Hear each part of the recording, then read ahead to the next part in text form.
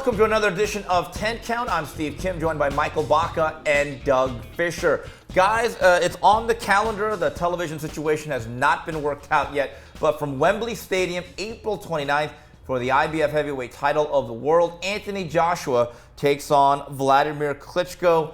Doug, is this the fight that will legitimize, one way or the other, Anthony Joshua as a young champion? Well, it'll definitely solidify his stature in the sport as being arguably the biggest star in the sport. I mean, he is a legitimate crossover sports and entertainment personality in the UK. His fights, they sell out no matter where they are. They're pay-per-view in the UK.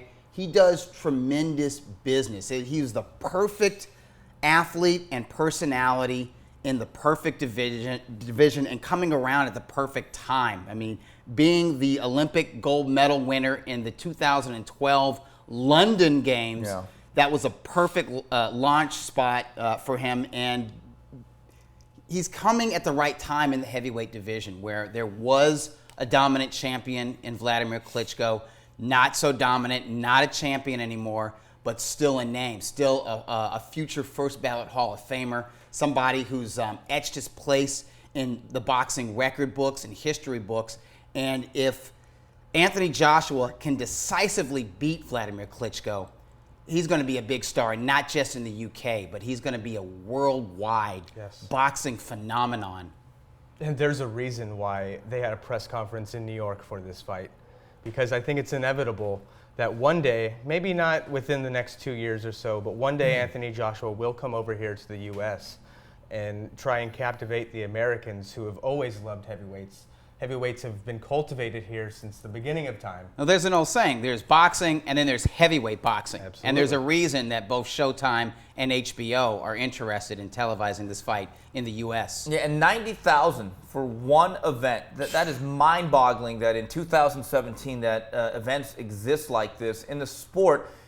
Here's the thing about Klitschko. He's a first ballot Hall of Famer. I think regardless of what anyone thinks of his style or his past excitement level, been over a year since we've seen him. The last time we saw him, he looked pretty, I'm not gonna lie to you, faded physically against Tyson Fury, who brought a different style. Hasn't fought in well over, I mean, I'm just saying to myself. He didn't fight at all last year. No, he didn't. That was November of 2015. Yeah, so my question is, does he even have that great fight left in his back pocket? That's the question with Klitschko. I don't know if he catches that well. His reflexes and his quickness didn't look very good against Tyson Fury. He played a game of tag where he was consistently it and never got Fury to be it. Well, it was Fury playing the game. Yeah. And I don't think Anthony Joshua plays that game. I think Anthony Joshua is sort of like a modern version of the young George Foreman. It's seek and destroy, but he's methodical, and he's technically sound, and he's smart, and he knows when to let those hands go. Obviously, he's an athletic specimen. You look at him, he's a damn superhero. He's amazing. With Tyson Fury, he was a special situation for Wladimir Klitschko in that he's one of the few fighters taller than Klitschko, rangier than Klitschko, and for such a big guy and also heavier than Klitschko, he can move around. I'm talking about Fury. He moves around well for a big, awkward giant. And let's focus on that word, awkward. He's a bit unorthodox. So he played keep away. He literally clowned his way to the heavyweight championship of the world. And that's not Anthony Joshua's style. And I think Klitschko is familiar with Joshua's style. He has employed him as a sparring partner. And the way both Klitschkos were, and I had the honor, 15 years ago, or 10 to 12 years ago, of actually watching these guys train on a semi-regular basis when both guys were based in the United States and training at a boxing club that doesn't exist anymore, the La Brea Boxing Academy. And I noticed these guys were students. They watch everything. They learn from other trainers, even if those guys aren't working directly with them. They watch how other guys work a heavy bag, and then you'll see them the next day employ those very same tactics and technique. And I definitely know when they're sparring with somebody, they're not just sparring. They're not just getting ready for whoever they're going to fight next. They're taking notes on these young individuals. And believe me, I believe that Wladimir Klitschko, in his mind, has a perfect game plan for Anthony Joshua. And Joshua will play in to some of Wladimir Klitschko's strengths in that he's a come-forward, aggressive, but technical boxer.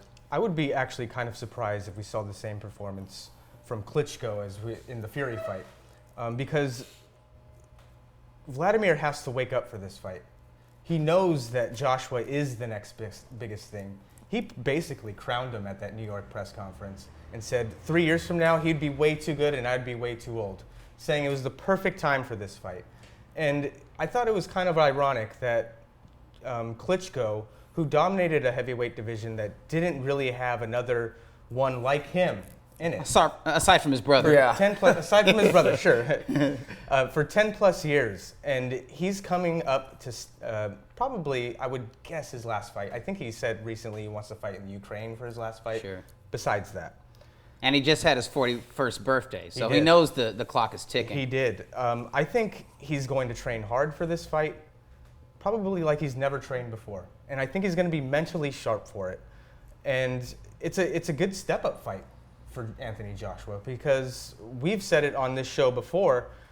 When he won the heavyweight title from Charles Martin, he's a prospect with a title. Right. He's not a champion. Oh, he's You suspect. got to keep in mind, he doesn't have 20 fights yet. Mm-hmm. He's never fought past the 7th round. Right, Yeah. and he passes what we call the eye test. Yes. Listen, he beat Gets an a A+ guy in the eye test. With the ladies, too. Right. Charles Martin may have been one of the weaker heavyweight champions of all time. Yes. And that's an understatement. Okay. Then his title defenses have been Dominic Brazil, who went longer than I thought he would, and then I believe it was Eric Molina. Yeah. He's not exactly in 1976 in Yeah. terms of And- the depth of division. And I mean, Molina gave him zero resistance. And one of the few fighters that actually came in there with a winning mentality and did offer resistance Dillian White. was Dillian White, Buzzed him. who's not really regarded as a legit top 10 contender. If he is ranked in somebody's top 10, it's, bottom 10. It's towards the bottom. He's really more of a fringe contender. I mean, he barely got by Derek Chisora, who is sort of the quintessential heavyweight gatekeeper. So when you think about that, when you think about the fact that Dillian White was able to touch him and even buzz Anthony Joshua, you have to believe that Wladimir Klitschko, at least he himself, likes his chances. I believe the first 3 rounds, whoever establishes the jab and can work on the pitcher's mound in the center of the ring, I think that's key. Because, first of all, they're both physical specimens. They're both above 6'5". Yeah. Klitschko, you can say what you want. A lot of his fights have been dreadful to watch, but he controls guys with that front side. It's a heavy, fast, long jab. Right now, we have never seen anyone take tactical control and back up Joshua. See, if Klitschko has one thing left, I think it's still the jab. And that is a heavy punch. And if he's able to reach Joshua early and make him think, and then make him fight off the back foot, now we have something. To me, how he controls Joshua with the left hand, if he can, it's either going to tell you the man is old or he's got a shot. I think it comes down to that in the first 2-3 rounds. That's an interesting take, and I'm just thinking about all the fights that I've seen of Joshua, and I think I've seen all 18 of them. I don't really remember anybody backing him up. Right. No.